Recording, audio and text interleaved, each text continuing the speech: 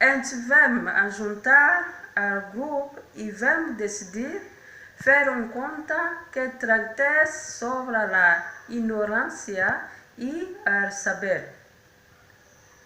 El conte reflecteix aquest fet i es deixa entendre que tots tenim qualitats posats al servei dels altres. Vam llegir el text que ens van enviar els alumnes del Consorci per la Normalització Lingüística i per parelles vam escollir escenes del conte per dibuixar-les. Una persona de parella feia, per exemple, els fondos i l'altra feia els personatges. Ens anàvem distribuint la feina. Primer vam fer el disseny de la coberta, on cadascú va fer un dibuix i amb l'ajuda d'un jurat se'n va triar un. Abans de començar a fer les il·lustracions de les escenes del conte, entre tots vam fer el disseny de cada personatge.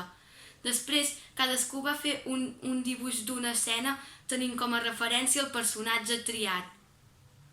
Hola, som la Màriam i l'Anna. Segons l'escena que ens va tocar, vam utilitzar diferents tècniques: pintura, rotuladors, diferents colors de llapis, aquarel·la i etc. Així va veure una bona varietat d'il·lustració. El professor va fer el muntatge final i ho va preparar tot per portar a impremta. Adéu! Us explicarem què és el projecte d'Actua i com es fan els llibres. Actua és un projecte itineraris per a la inserció sociolaboral de joves entre 16 i 25 anys a la situació de vulnerabilitat. I aquest projecte està realitzat per l'Associació de Tapís.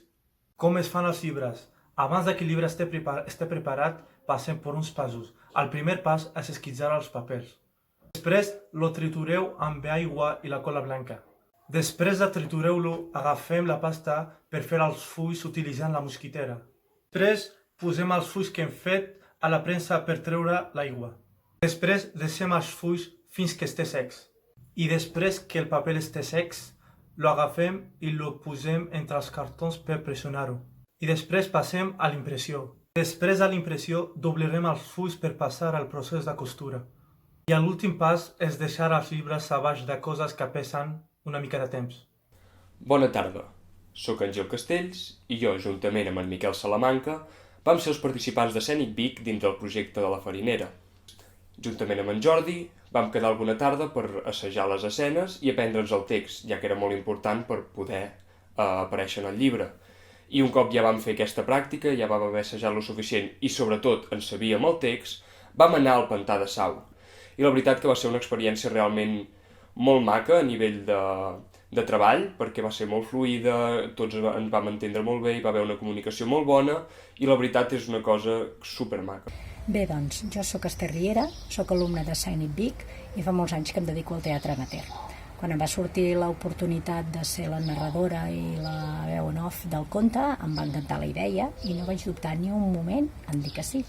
Vaig gaudir molt de l'experiència, vam estar amb nens, vam repetir coses, perquè el directe doncs, és d'una manera i les gravacions són d'una altra, però va ser molt divertit, tinc una experiència molt bona, tinc un bon record.